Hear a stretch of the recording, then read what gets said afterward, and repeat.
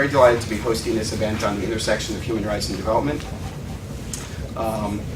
We're very excited to have human rights advocates who are currently affiliated with the Institute for Study of Human Rights at Columbia University. Just a quick personal note, it's an organization that's near and dear to my heart. I graduated from the School of International Affairs at Columbia in that program about a while back, and it's a fantastic program, and these are some fantastic and very courageous people that we'll be hearing from today. I just wanted to take time to thank IFAS, who's hosting us today for the use of their lovely space here, new space.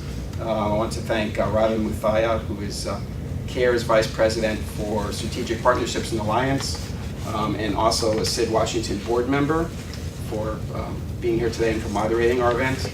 I want to thank as well Stephanie and Tiffany from the Institute for the Study of Human Rights at Columbia University. And last but not least, my colleague Stacy Whittle, the Director of Program and Communications at SID, for all of her hard work in making this event happen. As I mentioned, this event today features human rights advocates from around the world who are going to talk about their work and take your questions. For the past 22 years, the Institute for the Study of Human Rights at Columbia has been building the capacity of grassroots human rights advocates from the Global South through the work of the Human Rights Advocate Program, which is a 4-month intensive training program comprised of academic coursework, networking opportunities, advocacy and skills building workshops. With a focus on both individual and organizational capacity building, the Advocate Program prepares human rights practitioners to more effectively advocate for the causes of their communities they represent by strengthening their skills, expanding their knowledge and understanding of human rights, and developing their organizational networks. I know that their time with us today is brief, so without any further ado, I'm going to turn over the microphone to Radha, who will introduce the panelists and moderate today's session. Thank you very much. Thanks, Joe.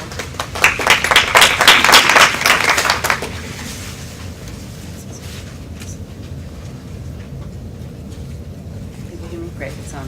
Thank you, Joe. It is certainly a pleasure to preside over this panel, and Joe had already introduced the Human Rights Program at Columbia University. The only thing I'll add to that, and he's probably too modest given that he is a graduate of that program as well, is how highly competitive it is. I understand this year that we had 170 applications to that program from over 55 countries around the globe, and there were 10 successful applicants to the program, and we're very, very lucky to have 4 of them here today. So it's certainly very important event for us, and delighted to have these individuals here.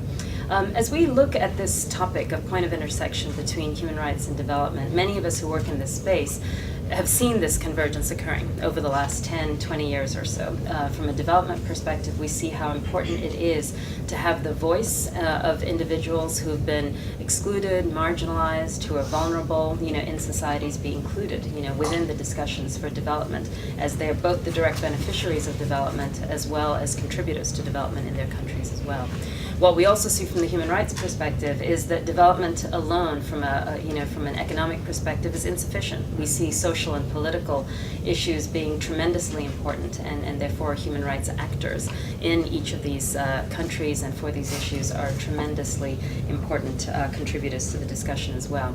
It's interesting to see the MDG meetings that have just concluded as well, and to see the importance that both of these areas and topics, issue areas have in terms of really advancing these goals. And some of the MDGs deal very specifically with rights of marginalized and vulnerable populations as well. So it's really a pleasure that we at SID can host a panel on this topic and to be able to track some of the progress, since this has been, convergence, as we said, has been occurring for some time, to see where we are at this point in time. And convergence is not always positive. There are also some tensions that are inherent within that. So we look forward through the course of the discussion today to hearing about some of these issues as well. So let me introduce who we have here on the panel. To my extreme left, we have Serhij Antusevic, so hopefully I pronounced that okay, who's the Secretary-Treasurer of the Belarusian Independent Trade Union. It's one of the largest independent governing trade unions in Belarus, and his work currently focuses on violations of human rights, especially union rights in Belarus. To my left, we have Azra Smalkadic-Birkic. Okay, got that through, who's a 2010 Carl Wilkins Fellow with the Genocide Intervention Network in Washington, D.C. She's presenting her thesis at this point, and she'll give us a summary of that around violence against women from the bedroom to the battlefield. So certainly a lot of interesting things we hope to hear from her as well. To my right, we have Glenda Muzenda, who's the country facilitator and network coordinator at the Gender and Media Southern Africa section, which is an advocacy institution in South Africa. She coordinates research aimed at improving AIDS-related care and work policies targeted to women and girls in Southern Africa. Last but not least, to my extreme right, we have Bakari Tandia. He is both a case manager and policy advocate at the African Services Committee of the USA, and he assists clients newly diagnosed with HIV access health care, housing, and supportive services that enable them to regain health and build productive lives. So what we're going to do is give them the microphone, literally, I think, and have them speak for about 5 to 6 minutes each, and then we ask that you hold your questions till we come to the end of the presentations, and then we'll have some time for a robust discussion. I'll turn it to Bakari. Thank you very much, Tetsi.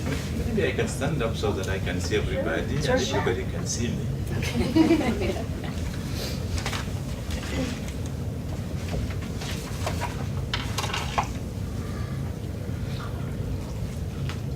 Good afternoon, everyone. Good afternoon. So my name is Bakri Tanja from Mauritania. I am very glad to be here. First of all, I want to thank the Society for International Development for hosting us, and especially, to thank them for their collaboration with the Institute for the Study of Human Rights.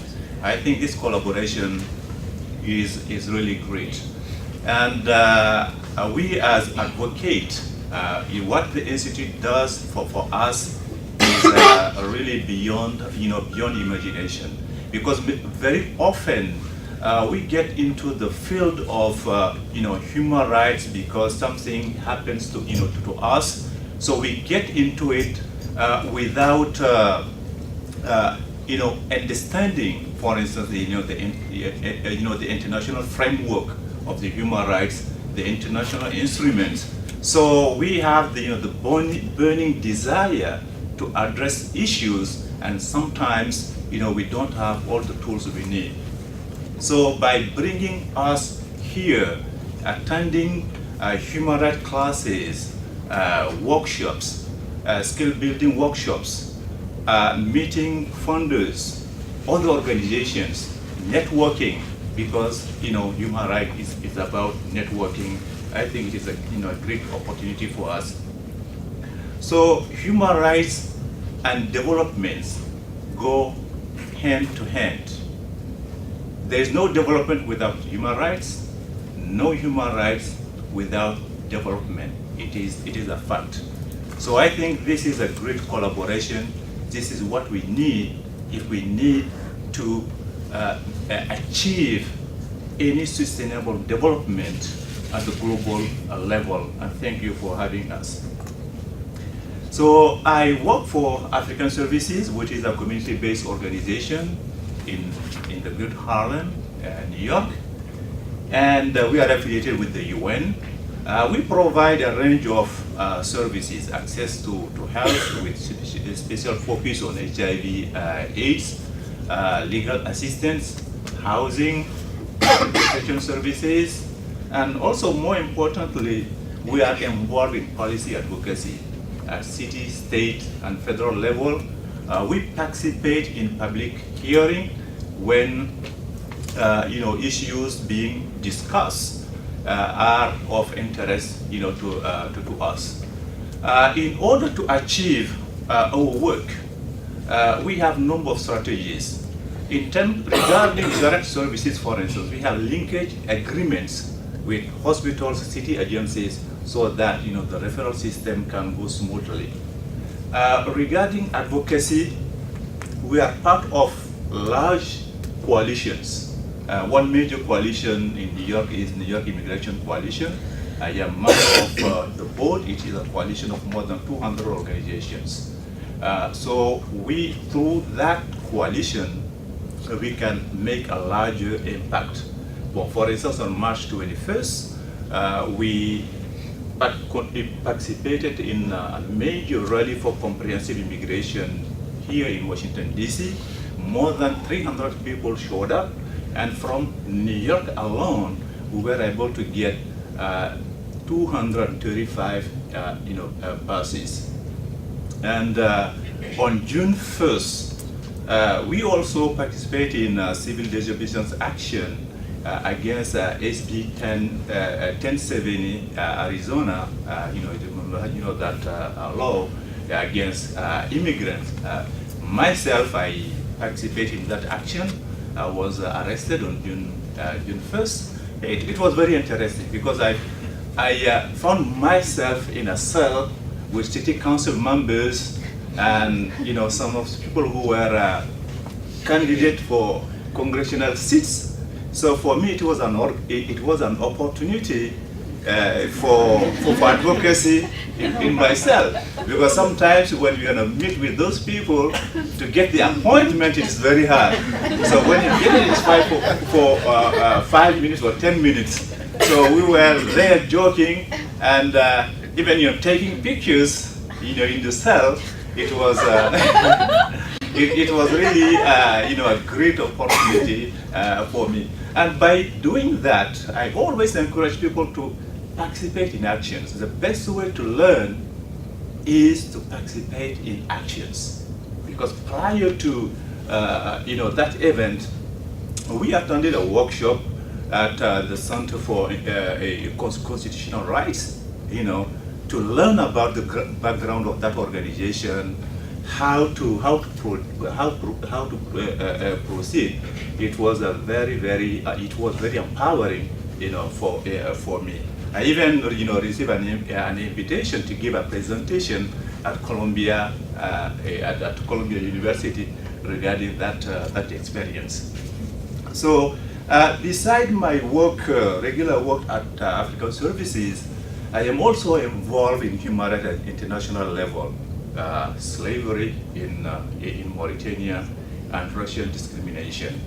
Again, to go back to the issue of development. For instance, in 1989, the government of Mauritania forcibly removed over 80,000 black Mauritanians from their own country to Mali and Senegal.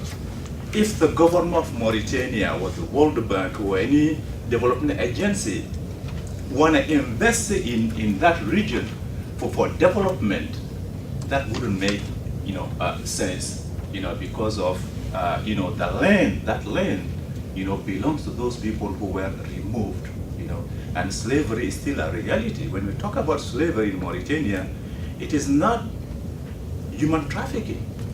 It's slaves as it used to exist here. People who are owned, they don't have any rights. They can be sold. They can be given as a gift. That is the situation. And slavery, to show you that there's a problem with slavery, it has been abolished more than 3 times in Mauritania.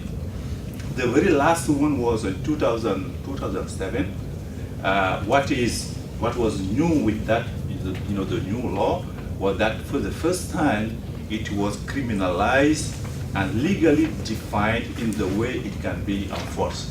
As you know, there is a difference between passing a law and implementing the law. So to give a chance to my colleague, I will stop here, but otherwise I have a lot to share. Thank you for your attention.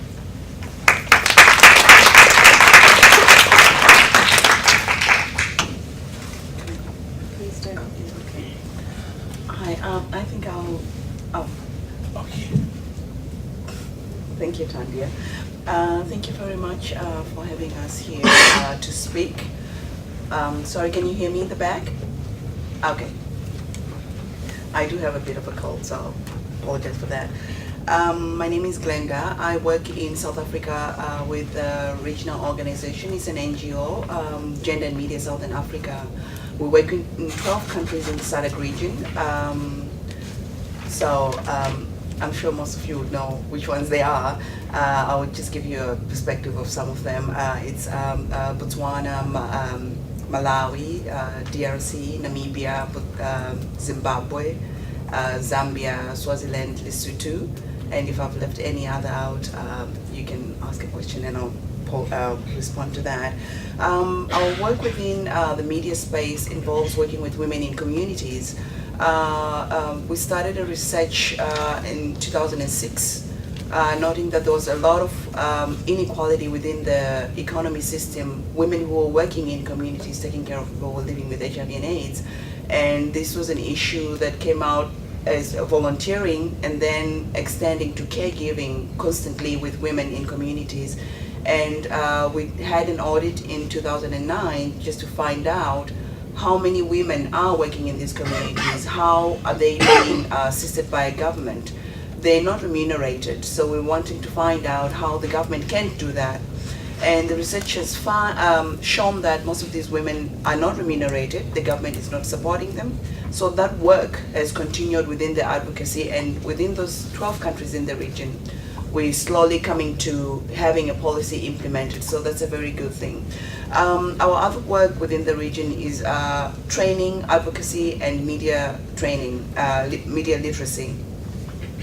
We train people in communities to understand what the context of the media is. A lot of the times, media portrays women in a very negative light, whether they're victims or villains in some cases. And our programs involve a lot of that media literacy training to citizens who consume the media, to understand how to read the media and also be able to criticize the media for such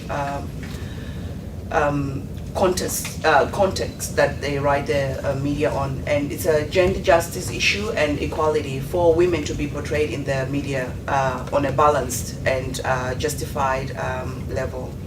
Our other work within Southern Africa has involved women in politics, training women in politics, especially on a district level, national level as well, to have women equipped with understanding of going into politics. How do you deal with that? It's always been sort of been looked at as a men's game, you know, being in politics.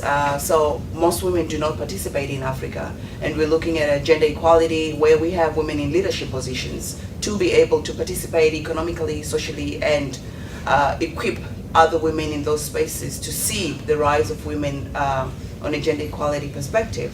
So we have trained women in 12 countries in the region of SADC, and most of those counselors are working within their communities to understand service delivery, the issues that are burning within the communities. How do you deliver that within a national level for services to be given to communities, for example, health, education, employment of women. So that is most of the work that we're doing in the SADC region. A lot of that is still work in progress. We have done the research. We have a lot of pilot projects that we're working with in South Africa and most parts in Southern Africa. South Africa, because it's one of the countries that is sort of economy viable and functional, it is sort of a learning point for most of the countries in the SADC region. So we have very good practices that we share within the SADC region for other countries to sort of copy, duplicate, and work best within their policies for review. So that's all I have to say. If you have any questions, I'll be happy to answer them. Thank you.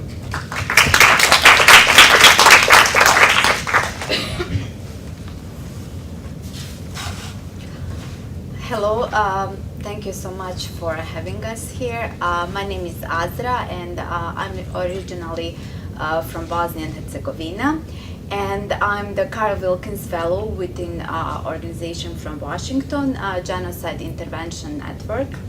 And basically, idea for this fellowship is that this is a selective 12-month fellowship that encompasses ordinary citizens, which when they choose to engage can make an extraordinary significance in the anti-genocide movement. So what is great about this program, that each fellow, which is accepted can choose its direction in the fellowship, and create what he or she will do.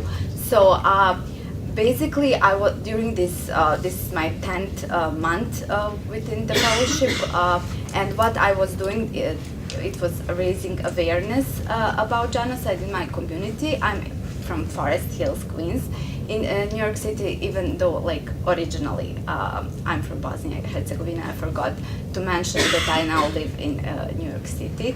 So just to illustrate with one example what I did recently, in Parent Book Club in local school in Forest Hills, I organized a book group, and I picked the book.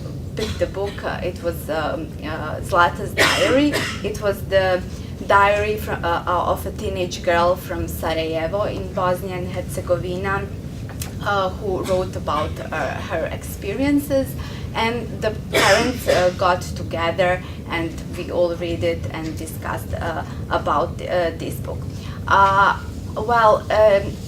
The thing is that 15 years passed after the war in Bosnia and Herzegovina, and the international community is somehow forgetting about it, but nobody thinks that in the terms that conflict is only frozen, and now the country is divided into two entities, which is Federation of Bosnia and Herzegovina and Republic of Srpska, and many refugees. There are 2 million displaced persons that are not able to go back home, and politicians from Republika Srpska are most of the time calling for the secession of this part of the entity, and also the issues that I'm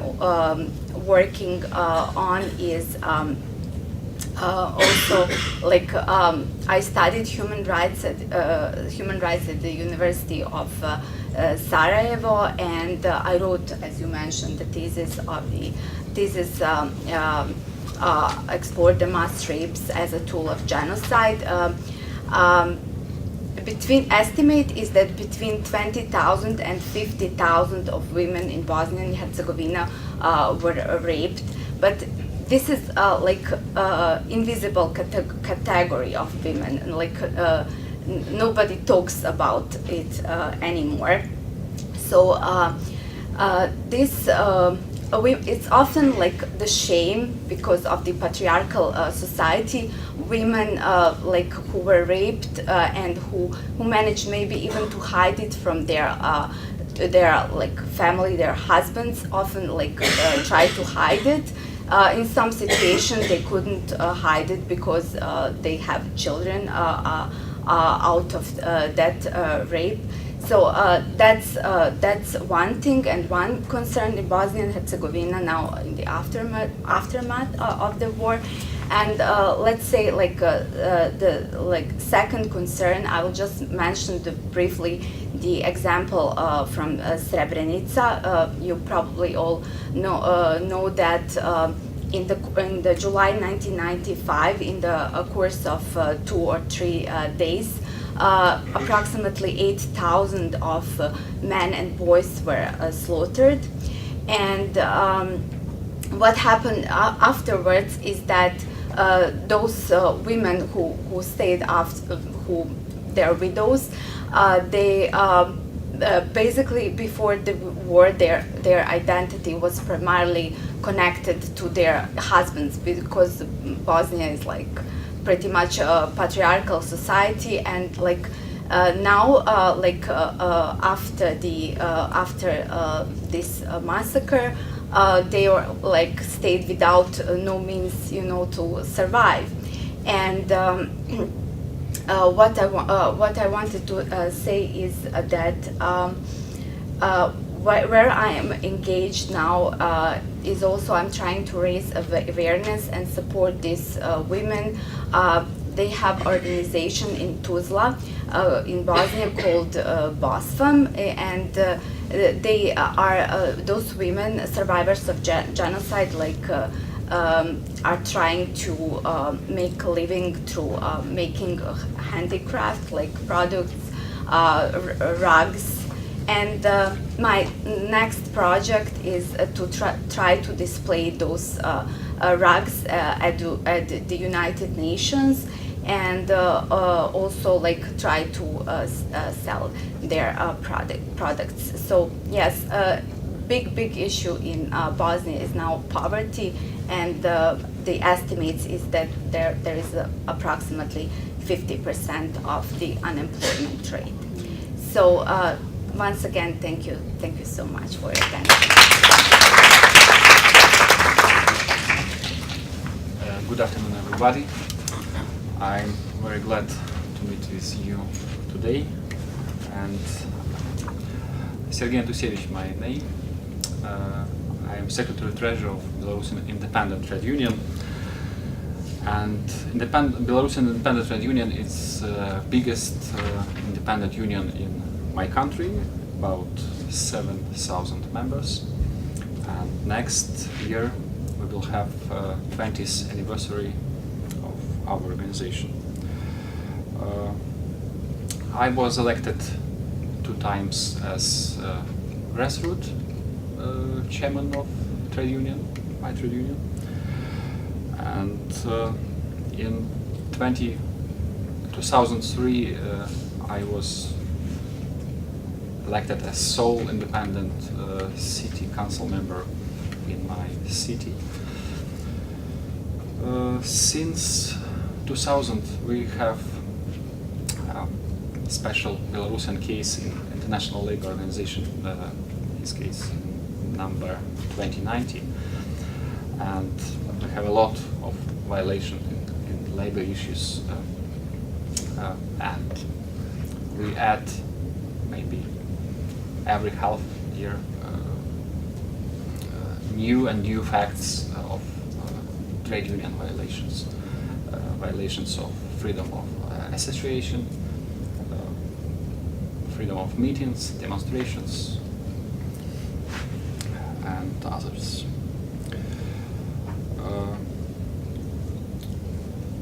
Last example of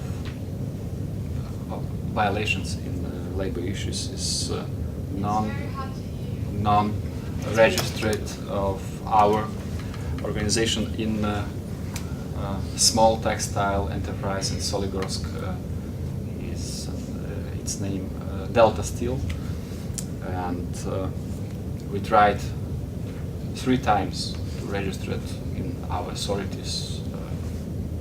This grassroots organization, without any success.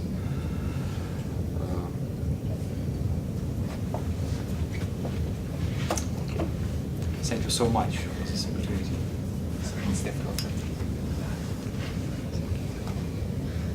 Okay, I'll take the middle one.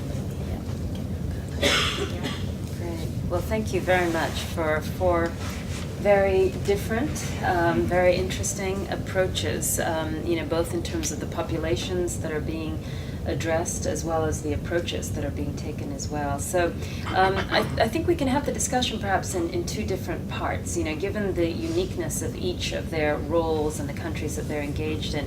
Perhaps we have the first part of the discussion with just specific questions if you want to hear a little bit more, addressed to each of the panelists about what they do, how they do it, how their organizations are functioning.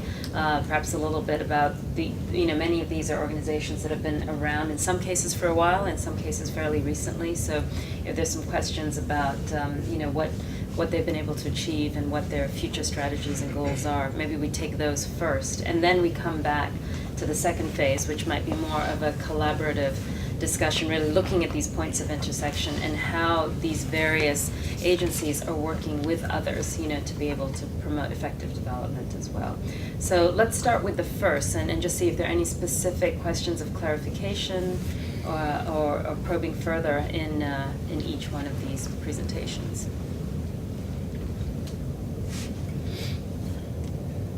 Yeah. All very clear?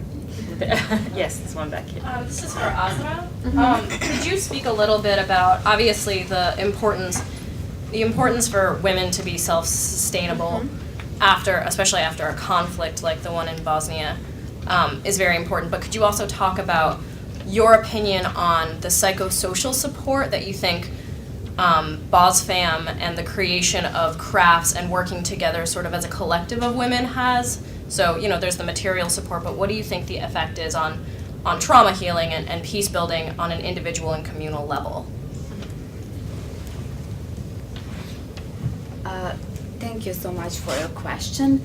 I read that one woman said, the woman who is engaged in making handicraft, survivor of genocide in Srebrenica, said, whenever I do that, whenever I'm involved, when I work, when I'm making handicrafts, that's exactly when I don't think about my son who died and how he died. So I see what BOSFAM does, that it's extraordinary in the terms of psychosocial support.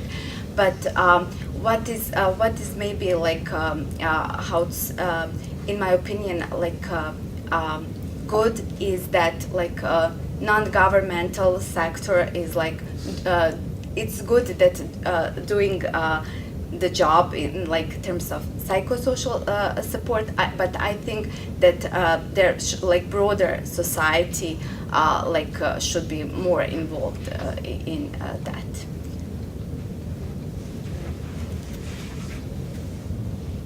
Just one question to follow up on that while we're getting others, whether Azra it's your work or Glenda yours as well.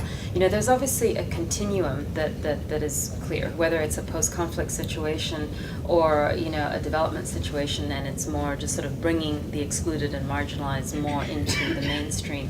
There's the continuum of, being able to help, in this case, in both your cases, women understand their rights, as citizens in these countries, and then being able to enhance their capacities and then connect them to what I will call the supply side, the government institutions and other agencies at various different levels, allowing them to see how they can connect and access various services, whether it's from a social perspective or an economic perspective, to help them then become contributing members, equally recognizing contributing members of society. Can both of you perhaps take a little bit of time to talk about how your organizations do that and where your organizations begin and end, and how you collaborate then with others to ensure that that full life cycle, is one that is attained for in some cases the women, or in other cases, excluded populations that we're talking about.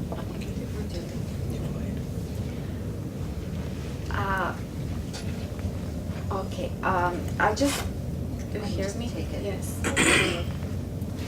Just pull it out. I just want to clarify something, that this Genocide Intervention Network organization is based in Washington. So me as a fellow, I said I'm creating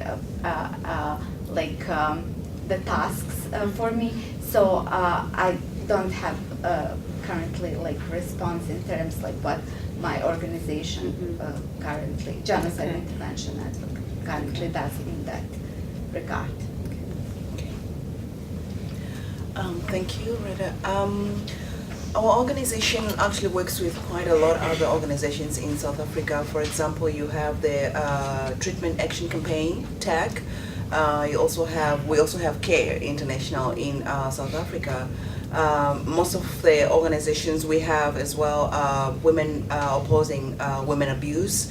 So there is sort of a cycle that is going on, and there's also women who are working in communities to sustain themselves, whether it's in economic function as well as psychological support. So I'll sort of just say how our organization links with the other organizations. Excuse me. A lot of the women we're working with are in communities. A lot of them don't have much education, but they do know how to do their work very well. And what we've realized is that we need to have the government's influence to come and assist them to do their work, whether it's caring for people who are ill. And they need things like, just very simple things like bandages and gloves in handling patients, you know, depending on what illness they have. In particular to HIV and AIDS, there is issues of reinfection or infection from one person that is taking care of the other and the one that's being taken care of. So there is an issue of concern where we need the government to intervene and support that process. We also have the social development government entity that is working on training women on how to do basic first aid. Because of the dilapidating sort of health system in Africa, we're finding a lot of people, because of stigma and discrimination from HIV and AIDS, they are going back to their communities to be taken care of by their families, or they just go into a community that will take them back in, and it's sort of a form of wanting to die with dignity, because at the hospitals, you know, they're either kicked out or the hospitals are too full, there's not enough bedding, there's not enough ARVs for them to take. Sort of, you know, you're going to die, so you need to go somewhere and just die. You know, a death sentence sort of perception within the medical system because of the stigma. We don't have many of the doctors who can assist. We don't have many ARVs in some countries, okay? So the process that is there now is to have care workers being recognized in that space, to get support from the government, to get support from other NGOs that can supply things like gloves, medication, and in some cases there is treatment centers where women are going to get family planning and reproductive understanding of their own bodies, so that they can better protect themselves and have their rights, understand their rights in that space. That space creates a way of learning for those women and how to empower themselves. And a lot of those people that are in those communities, some of them do get better, and when they do get better, they are you look for them to go back into the system, in the economic system, to function as to continue to create growth within the country's economy function. The other organizations we work with come in as mentors. They come in as counselors to the women who are working in this support for care for care in the communities. And it continues to be a way of getting women in the communities to empower themselves, to know their rights as women, and economic justice functioning in communities, especially for women who might not have that access. We use that space in a media perspective, because we know everybody wants to read about something on Twitter or something like that. So we use that space to talk about the issues. We have trained women to use blogging spaces, social media, so that they can talk about their stories, digital stories that they can share with other people in their communities, understand how many more other women are working in those areas, and do they understand what they're doing, do they understand the amount of work that they have contributed to the government, to any community, to people in that country without recognition. So we have now in some countries where women have formed groups of alliances, so that there is sort of a workers' union kind of a base for them to talk about how much work they're doing, how often they're working, how then they can equate the number of hours they're putting into this work for them to be paid. Because most of Africa is patriarchal, so most women are working, and the gender role of a woman is to stay at home, take care of the kids, go fetch the wood, go get, very structured like that. So by so doing, a lot of those women have fallen into that space to take care of other people in the community. And we have realized that it's actually work that they're doing. It's unpaid care work, and they need to be paid for their time. I mean, if you look at any sort of middle class family, if you have somebody who takes care of your child, you pay them. They're a babysitter, they're a baby minder, they're an au pair, right? So those are the same things that are happening in Africa, and we need to look at that in a space of creating employment once this profession is recognized, as well as continuing to have access for maybe child minding, as well as elderly people in that space. So that's where the work is going into, and creating that space for most women.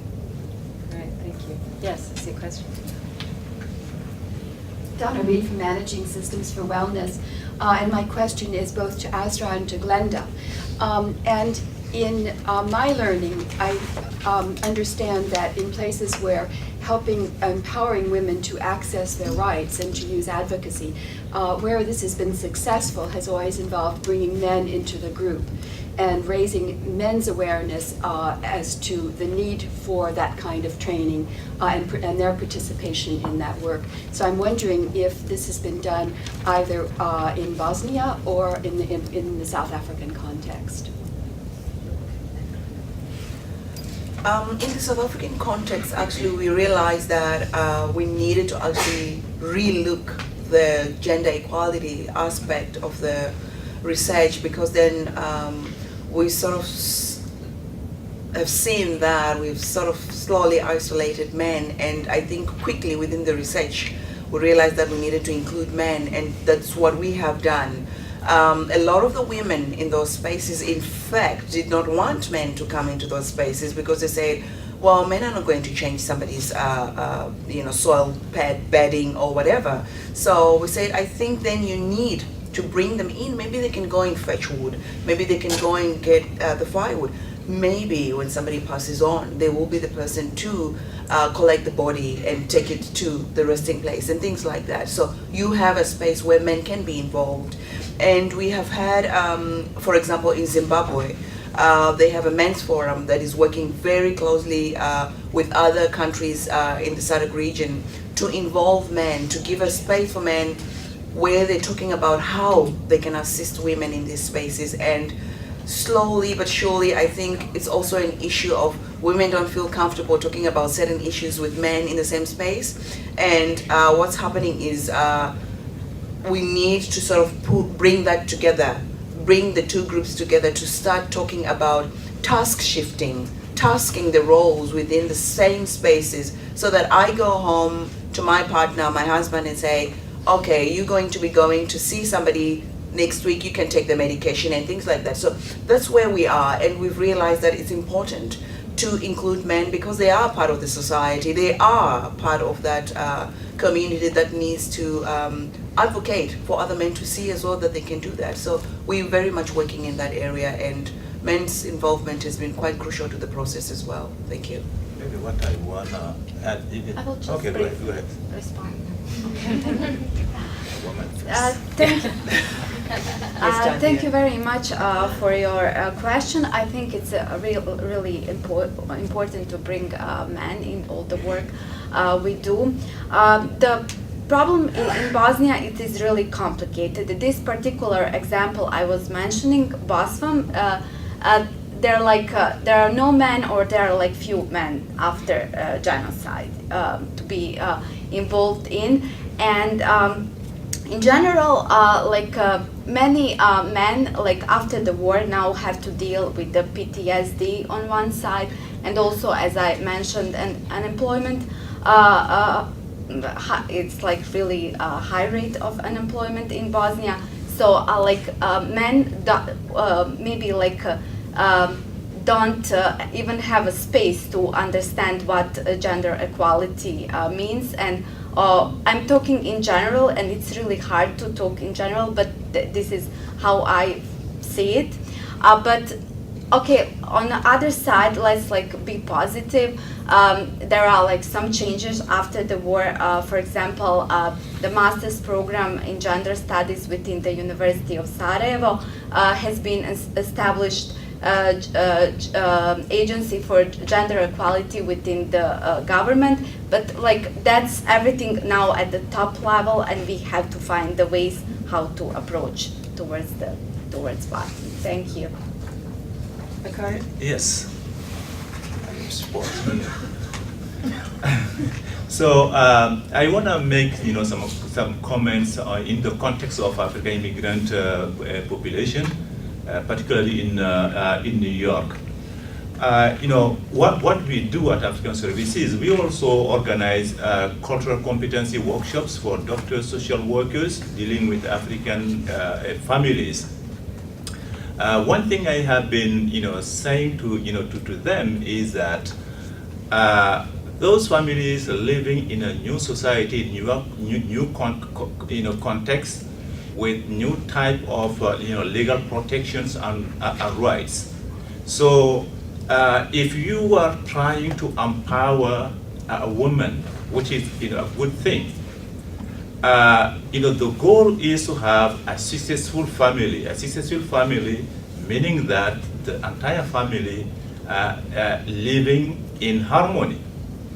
So if you want to educate a woman about her rights, without taking into consideration, the husband or the partner, so that there can be at the same level of information, that will lead to conflict, and will, the final result will be, breaking the family, and that will not be, a successful, a successful solution. So the idea is, let's picture it as a chemical reaction. In order to maintain the balance, you cannot change element from one side without taking into consideration on the other side. So this is the comment I wanted to make. Any further questions today? Yes, one in the front. Sorry, yeah, back there first. Just a quick follow-up question. Can you hear me? Yes. My name is Althea Skinner. I'm a master's student in international development focused on rights-based development. And I just finished an evaluation of a parenting program in Mozambique for Save the Children. And one of the things that came up in my research and in my recommendations was this issue of gender within the parenting program. And I was curious about if you think that, which strategy you think is more effective in bringing men into the picture. Does it make sense to sort of create a differential gender strategy, so you bring men in separately and talk to them, and you bring women in separately and talk to them, or is it something where you're creating a communal space for that dialogue? Is it a combination? That's sort of my question, because I think that accessing those rights can sometimes require different strategies, I guess. That's a very good point. Let's take that, and there was another question in the front here. Thank you. I'm Cindy from the German Marshall Fund. And I had a question regarding acceptance and adoption of the rights-based approach in developing contexts.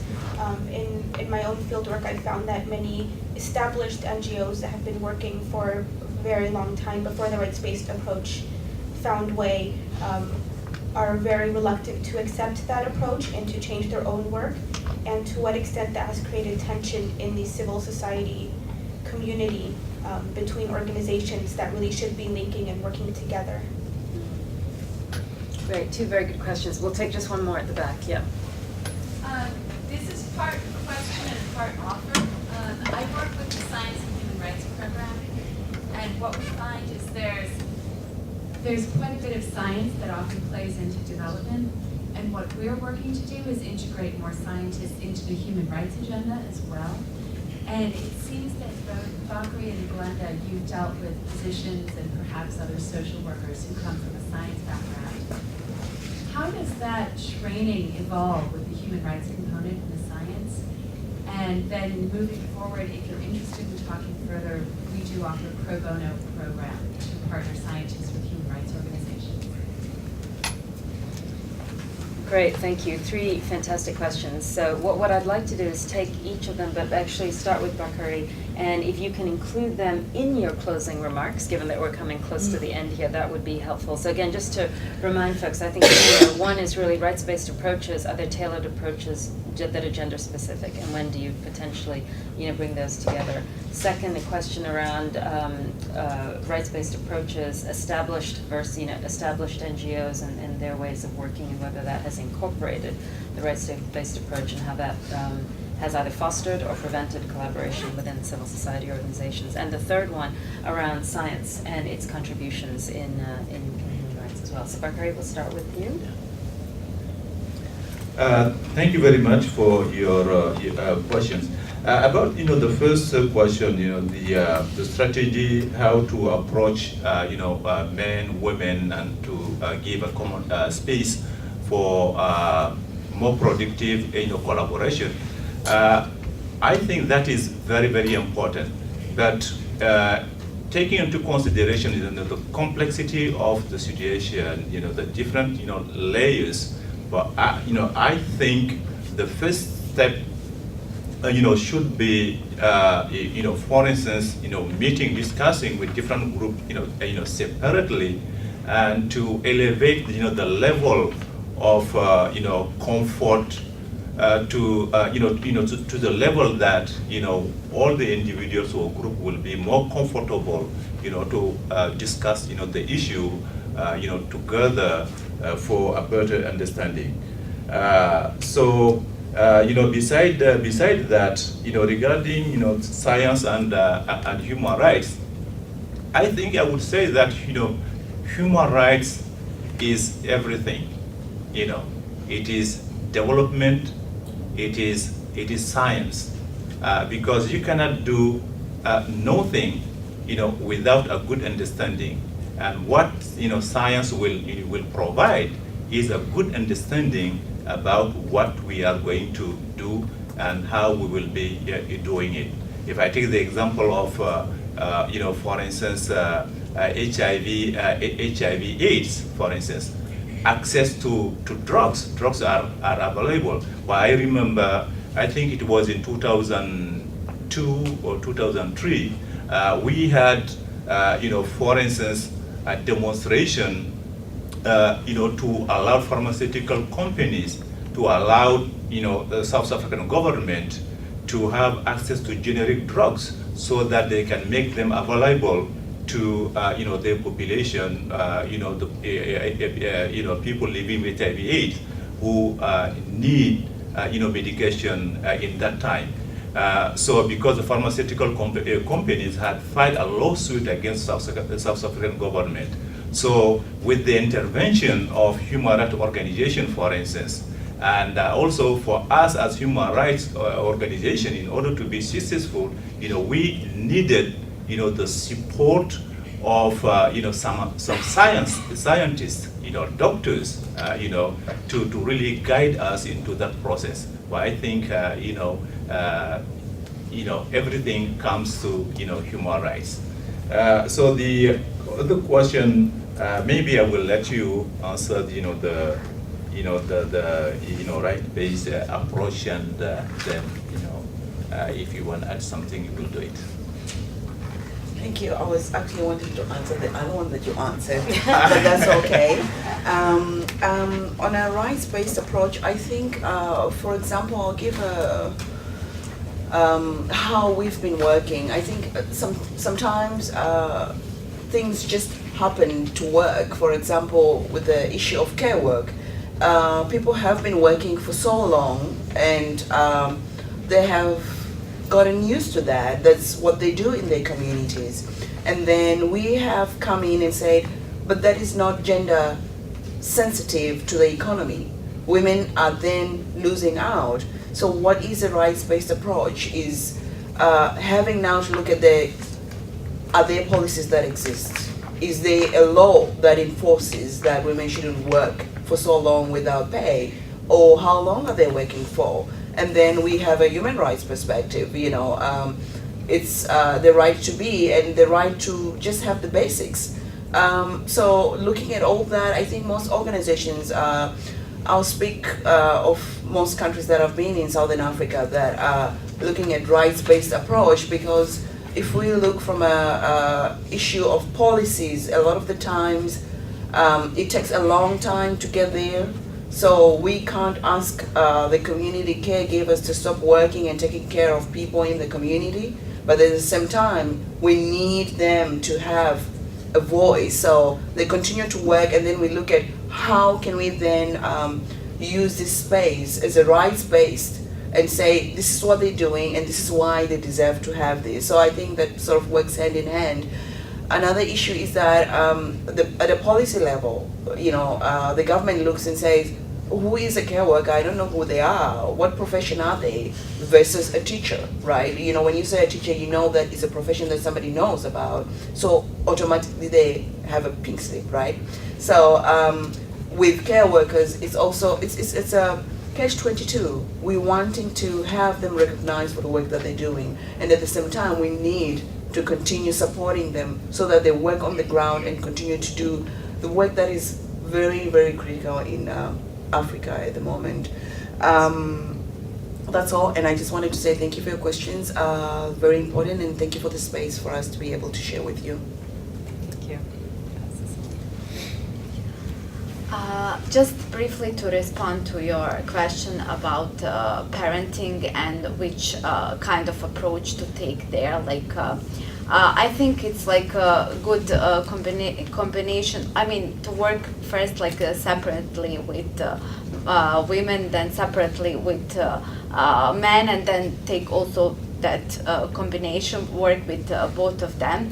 I want to also conclude something that I missed to say, and it's very important. After the war and genocide in Bosnia, what happened is like also the epidemic of domestic violence, and I was like also volunteered in the shelter for women victims of domestic violence, and where I like I saw the trend that often the time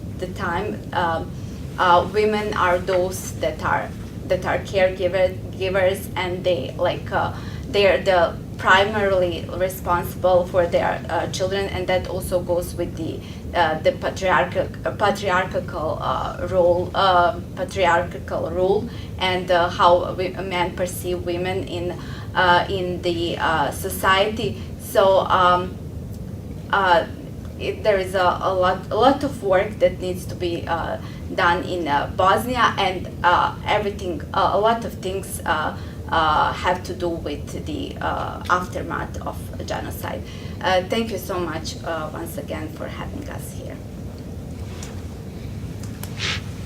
I add few words in gender issue. In example, my union organization, we have maybe 2 or 3 years women's network, and when they started women's work in specific issues, women's issues, our unions maybe, I don't know what number of members increase our union, maybe 2,000 people. It's in our condition, it's a great result, and we have more and more women's which elected in a high position in the organization. Our union more active. It's nice issue. Thank you. And I'm sorry, it's my first public speech in English. Thank you so much.